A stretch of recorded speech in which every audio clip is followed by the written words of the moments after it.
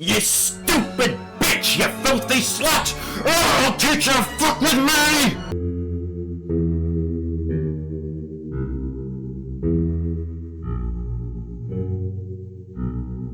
What's going on, everyone, and welcome to my review of the original Child's Play. This is going to be the beginning of my Child's Play review series where I review all of the films Child's Play 1 through to Cult. I'll be reviewing the remake as well as the seasons of the TV show. I cannot wait because this is my favorite horror franchise ever, and I doubt that anything will ever overtake it because this is just... oh my god, it's brilliant. So the idea for this original film came from Don Mancini. He co-wrote this film, and he either co-wrote or wrote all of the rest of the films in the franchise, aside from the remake, obviously. And he has been helming the TV show. He is kind of the creator of Chucky, and it's so good that he's been just treating Chucky as his little baby since 1988. And this original film was directed by Tom Holland, who a couple of years previous directed the classic vampire movie Fright Night, one of the best horror films of the 80s. And this film stars Catherine Hicks, Chris Sarandon, Andy Vincent, and Brad Dourif. So in this film, a single mother, played by Catherine Hicks, gives her son, Andy, played by Alex Vincent, a good guy doll for his 6th birthday. I believe it was his 6th. Anyway, only to discover that the soul of a serial killer is hiding inside. So this film is a complete and utter fucking classic. It is one of the best horror films to open a horror franchise. It's one of my favorite movies. I've watched it so many times and I still love it each and every single time that I watch it. And I cannot wait to talk about this franchise with you. So starting off with the stuff that I love about Child's Play, and there is a lot. I really love the characters in this film. All of the main ones. So you have Chucky, aka Charles Lee Ray, played by Brad Dourif. You have Detective Mike Norris, played by Chris Sarandon. You have Karen Barkley, played by Catherine Hicks. And of course you have Andy Barkley, played by Alex Vincent. Each one of these characters is really strong in my opinion. And that's something you don't often see. A lot of the times in these kind of older movies, the characters, especially the parents, are kind of just nothing. Like, you think the mum in Nightmare on Elm Street, she's kind of whatever, she's kind of just there. But I think Catherine Hicks in this film is really good. She really sells it as being like a single mum struggling with money, doesn't obviously have the best lifestyle, doesn't have the best job, and she's a believable character. And I think where she sells it the most is the scenes when she's actually interacting with Chucky. And like, to actually act against a fucking plastic doll or a rubber doll, it's just like, it's insane. And she really sells it. You really think that this doll is actually talking. You think this doll is screaming at her. You think this doll is trying to kill her. And you believe her. You believe her a lot.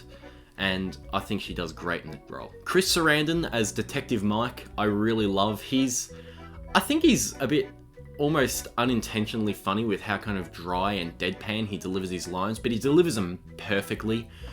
He's really like uptight and very serious, and he doesn't take shit, and he works perfectly as that kind of detective character that kind of has to keep a level head on the case of these murders that are happening and stuff like that. And the way he interacts with Karen, just every time I watch it, it makes me laugh. Because, you know, when you're a detective, especially like on the Homicide Squad, and you have to, you know, break news to the victims that one of their loved ones is dead, you're going to have to try and say it in a way that obviously it's going to come as a shock, but you have to say it very mellowy. You have to kind of use euphemisms to describe what's happened. Whereas this guy, he's just like, Miss Peterson's dead, Mrs. Barkley. And she's like, what? How? Fell out of your living room window. And then Karen fucking faints. It's just, I don't know whether it's intended to be funny, but it's hilarious just either way. I just absolutely love it. He's just so dry and upfront and honest, and it's so funny. Alex Vincent as like a 6-year-old kid in this, he really does a good job. He's one of my favorite characters. Like, I wouldn't call him a final girl because, you know, he's a fucking boy, but as far as, let's just say, final girls go, final characters, he's one of my favorites, because it's not often that you have a slasher film where the final girl, final character, whatever, is a fucking toddler, basically, just barely out of a toddler stage. Because, like, you know, all the other slashers, you got Friday the 13th, Halloween, Nightmare on Elm Street, Black Christmas, they're all teenagers. Because that's kind of just the, it's straying on the lines of, like, being taboo almost, whereas this film actually puts a kid in the line of danger, and I really, really applaud them and commend them for that. And I think Alex Vincent himself is really good. He's a really great actor for a 6-year-old. He has that kind of just innocence to him, especially when he's like reading out lines that Chucky told him to say. He's like, Chucky said Aunt Maggie was a real bitch and got what she deserved. Like, he's really, really innocent, but he's just saying this shit, and it's just hilarious that his mind is just being corrupted. It's horrifying in the film's context, but the way it comes off, it's really, really entertaining. And he has a lot of scenes when he's like shitting his pants too, when he's locked in that psychiatric hospital, and Chucky's coming to get him, and he's locked, and he's just shitting his pants and just panicking. He really sells it really well. And last but not least, Brad Dourif. This guy is just brilliant in everything he does. He's so good in movies like One Flew Over the Cuckoo's Nest. I think his best performance may be in The Exorcist 3, but just every single one of these Child's Play movies where he's playing Chucky is just his most iconic performances. And I always forget that you see him as a human. You see Brad Dourif running around at the start of this movie, and he is just unhinged and insane, and he's just screaming and carrying on like a pork chop. And him as Chucky is brilliant. He's so good. He is just, he's got the perfect voice for a little fucking red-headed doll. He's got a really like little voice. He's got a little angsty voice. He's very angry. He's very sadistic, and he's very, very brutal, which a lot of the sequels, not a lot, maybe one or two kind of lost that real mean streak with him. But in this film, he's just so evil, and you still laugh at the things that he says, but you can tell that he's barely playing around in this film. I mean, there's like a couple of times when he's, you know, joking a little bit, like he's got the knife and he's about to stab Mike, and he's like, "Hey, Mikey!" And then there's obviously the "batter up!" But aside from that, everything he says in this movie is really serious. Like, he's really angry. And this is the thing. There aren't many times in a Child's Play movie, well, a movie in general, I should say, where I remember exactly how I felt and exactly what I was thinking the first time I watched it. This is one of those rare movies where I will never forget watching it for the first time. Specifically the scene, the amazing reveal when Chucky comes to life in Karen's arms, and he just unloads on her.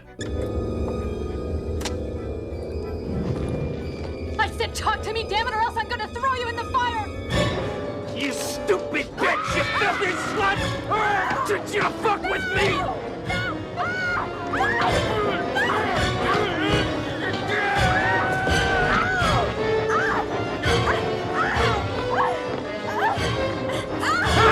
I'm telling you, my jaw dropped.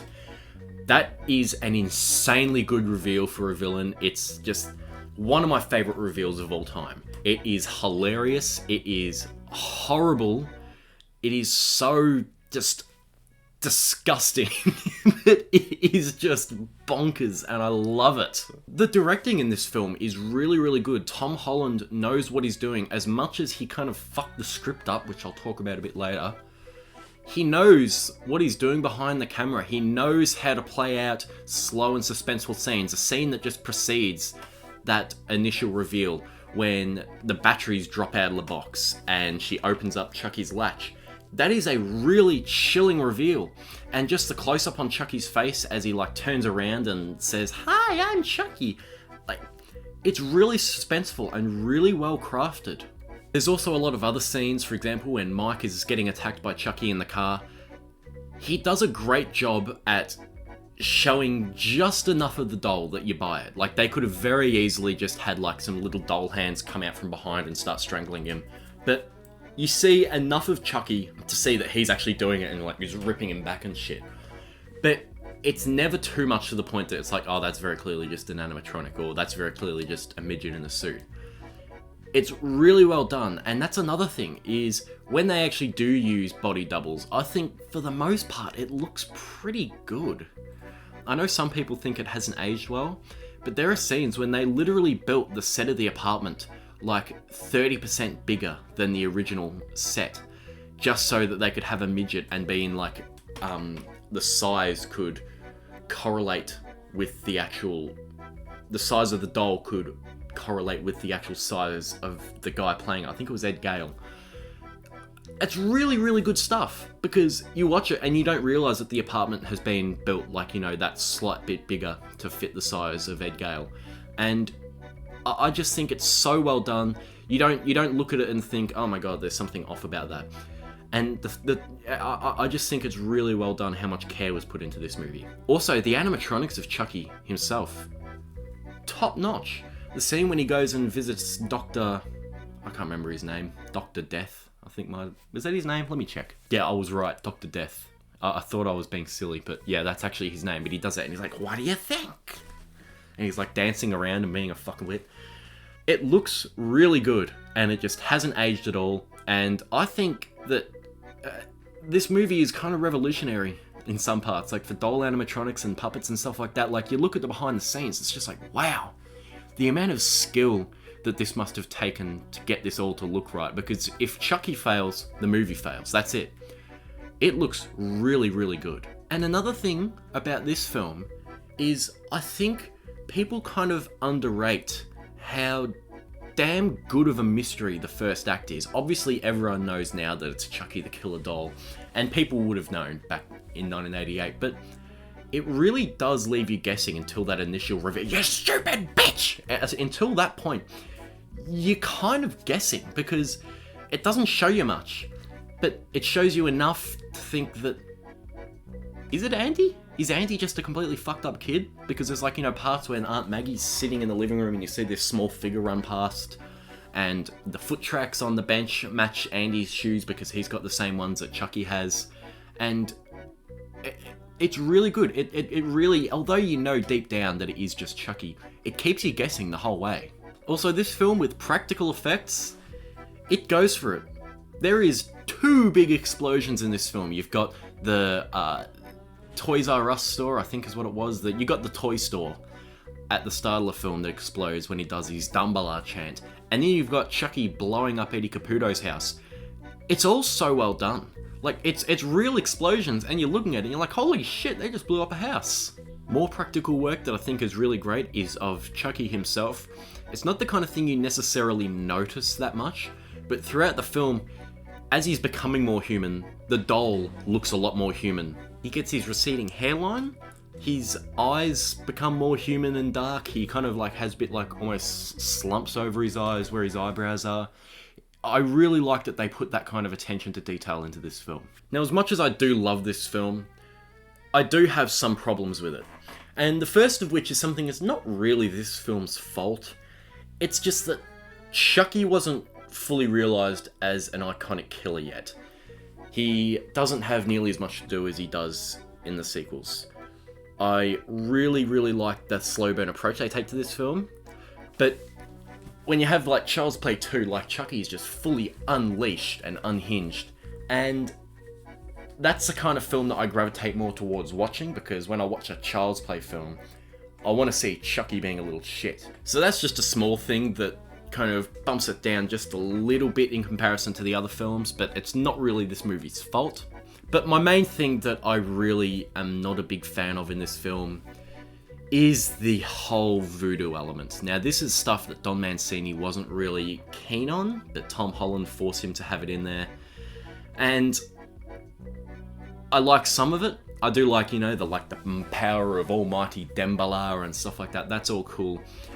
But then there's a lot of lore that kind of ties the franchise down, and then in later movies they can retcon it, and some people get pissed off with it and because it doesn't like gel with the first movie. But I think things like, having to shoot Chucky through the heart, I think him having to possess the first person he revealed himself to, I'm like, why? This kind of just hinders the movie because it's forcing every other movie in the franchise to play into these strict rules, which obviously they don't, which I'm happy they don't. They let it kind of breathe a bit, but I just think a lot of it is stupid, and like, I'm not a big fan of where all that stuff goes, especially the stuff with Dr. Death.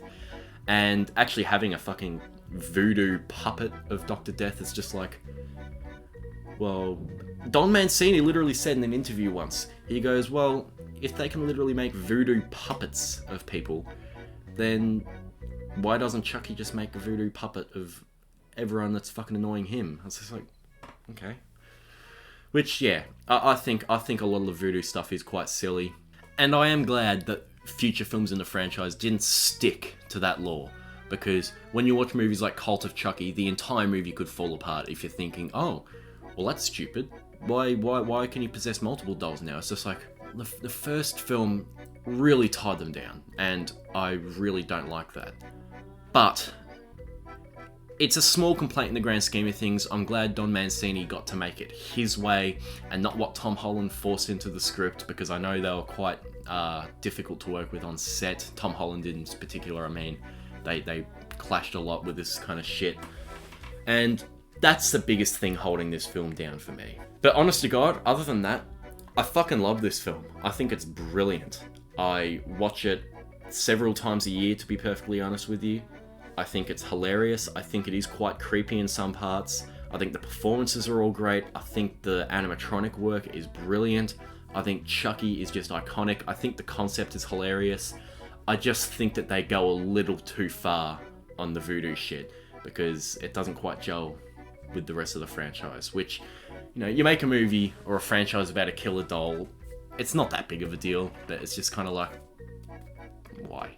And before I give you my rating, I'm going to be doing something in this film, this franchise I should say, that I haven't done with any other one, and that's going to be my favourite moment from each movie, specifically my favourite Chucky moment. I was going to do Chucky one-liner, but I thought that was a bit restricting, especially in the later films in the franchise, because there are just some hilarious interactions, 20-second interactions or so, that just are iconic.